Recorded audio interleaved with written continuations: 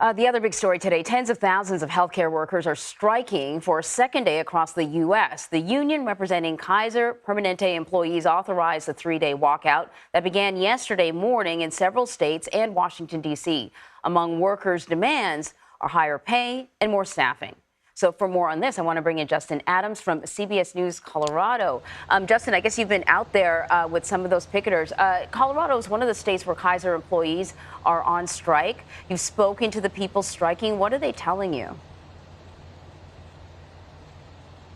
Well, guys, I've been here since 5 o'clock this morning, and the picketers, they have come out this morning at around 7 o'clock. I want you to take a look at them actually right now. You can see that they're wearing purple shirts, and they also have signs as well. And just like you said, they want just fair wages, and they also want to have staffing increases as well. One of the biggest issues that they're talking about is that because of those staffing shortages that they have, is that they feel like it hurts their quality of patient care. And I'll give you one example.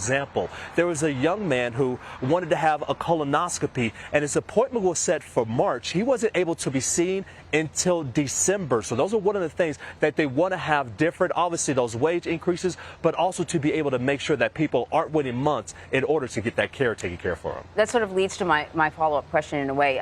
We know that doctors are still working. I think most nurses are working. So we're talking about a lot of the support staff. I'm wondering if you've heard from any patients whose procedures had to be postponed or canceled because of the strike. How are they reacting to this?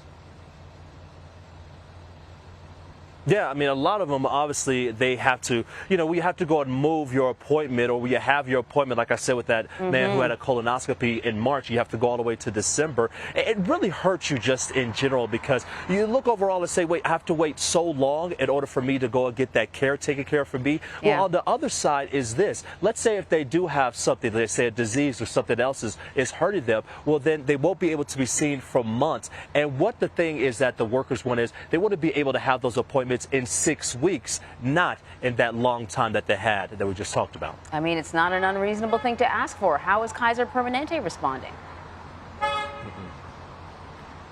Well, one of the things that Kaiser Permanente is responding is that they're saying this is that, look, they do have a tentative agreement on a couple of different things, but again, that they haven't been able to both get the union side together as well. They've been at the bargaining table for 6 months, and it broke off yesterday. So the hope is that they will be able to continue to get together. And at this moment, there hasn't been any timetable of when they will get back on that bargaining table. But there was an individual that was walking by who was a part of the Kaiser Permanente union, and they were saying, look, we hope that everything will get taken care of today so that everyone will be able just to get back on track, and that the people who are the patients will be able to be taken care of. Yeah, let's hope so, Justin. Justin Adams, thank you very much.